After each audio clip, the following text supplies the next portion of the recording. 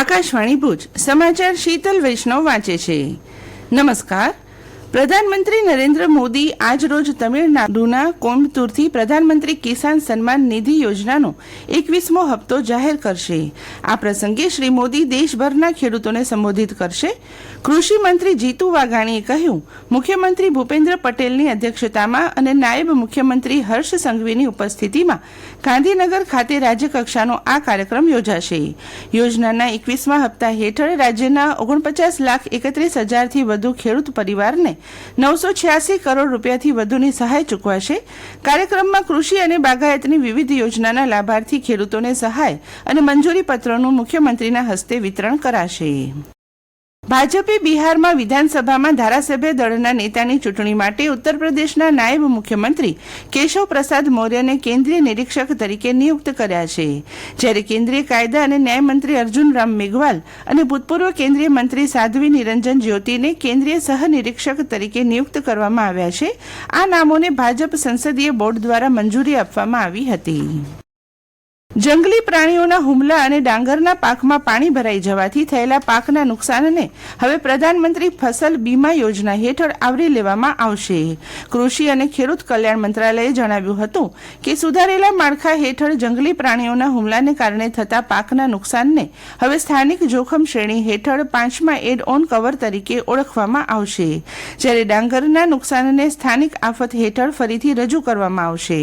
ખેડૂતોએ જીઓટેગ કરેલા photographs upload કરીને પાક વીમા એપ્લિકેશનનો ઉપયોગ કરીને 72 કલાકની અંદર નુકસાનની જાણ કરવાની રહેશે. આ નિર્ણય ખરીફ 2026થી લાગુ કરાશે. રાજ્યમાં હાલ મતદાર યાદીની વિશેષ સઘન સુધારણા SIR પ્રક્રિયાની કામગીરી ચાલી રહી છે. ગાંધીનગરમાં આ અંગે માહિતી આપતા રાજ્યના મુખ્ય ચૂંટણી અધિકારી હારિત શુક્લાએ કહ્યું, રાજ્યમાં બૂથ સ્તરના અધિકારી BLO મતદારોને એન્યુમરેશન ફોર્મ એટલે કે ગણતરી પત્રક આપશે. અત્યાર સુધી 99.6% મતદારોને આ પત્રક મળી ગયા છે. આગામી 4 ડિસેમ્બર પહેલા આ તમામ પત્રક એકત્રિત કરાશે, જ્યારે 9મી ડિસેમ્બરે મુસદ્દા યાદી પ્રસિદ્ધ કરાશે. હાલ 50%થી વધુ એવા મતદાર કે જેમના માતા પિતા કે દાદાના નામ મળી ગયા હોય તે નવી યાદીમાં જોડવામાં આવ્યા છે. સરદાર વલ્લભભાઈ પટેલની 150મી જન્મ જયંતિ નિમિત્તે આયોજિત રાષ્ટ્રવ્યાપી જન અભિયાન અંતર્ગત એકતા પદયાત્રા યોજાઈ રહી છે, જેના ભાગરૂપે આજરોજ ગાંધીધામ વિસ્તારની એકતા યાત્રા બપોરે 3 વાગ્યે ઝંડા ચોક આદિપુરથી નીકળીને સરદાર વલ્લભભાઈ પટેલની પ્રતિમા ગાંધીધામ સુધી યોજાશે. 20 નવેમ્બરના માંડવી વિધાનસભા વિસ્તારની એકતા યાત્રા આશાપુરા મંદિર પ્રાગ પરથી નીકળીને ન્યૂ મુન્દ્રા ખાતે પહોંચશે. 20 નવેમ્બરના રોજ અંજાર વિધાનસભાની એકતા યાત્રા નાની નાગલ પરથી નીકળીને અંજાર શહેર ટાઉન હોલ પહોંચશે અને 22 નવેમ્બરના રોજ રાપર વિસ્તારની એકતા યાત્રા કલ્યાણપર ગામથી શરૂ થઈને સ્વામિનારાયણ મંદિર રાપર પહોંચશે. કામધેનુ યુનિવર્સિટી અંતર્ગત પશુ ચિકિત્સા અને પશુપાલન મહાવિદ્યાલય દ્વારા તારીખ 18 અને 19 નવેમ્બર દરમિયાન આંતર મહાવિદ્યાલય સ્તરની સાંસ્કૃતિક, સાહિત્યિક અને લલિત કલા સ્પર્ધાનું ભવ્ય આયોજન કરાયું છે.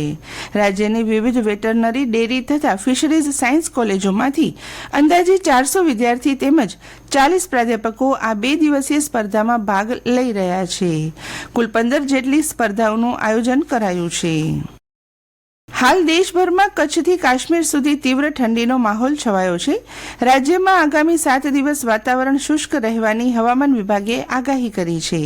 આ સાથે જ રાજ્યના મોટાભાગના શહેરોમાં રાત્રે અને વહેલી સવારના તાપમાનમાં નોંધપાત્ર ઘટાડો જોવા મળતા ઠંડી વધી છે. હાલમાં 10.5 ડિગ્રી સેલ્સિયસ લઘુત્તમ તાપમાન સાથે કચ્છનું નલિયા રાજ્યનું સૌથી ઠંડુ શહેર રહ્યું છે, તો કંડલામાં 11.7 ડિગ્રી અને જિલ્લા મથક ભુજમાં 14.3 ડિગ્રી લઘુત્તમ તાપમાન રહ્યું હતું. કચ્છની બાંધણીને ડિજિટલ રૂપ આજની નવી પેઢી આપી રહી છે, ત્યારે તાલુકાના ભડલીના પ્રતિભાશાળી કલાકાર ખત્રી નુઅમાન ફરીદ અહેમદને હૈદરાબાદ ખાતે ડિજિટલ આર્ટિસન ઓફ ઇન્ડિયા એવોર્ડ 2025થી સન્માનિત કરવામાં આવ્યા છે. અને આ સાથે આજનું સમાચાર બુલેટિન પૂરું થયું. નમસ્કાર.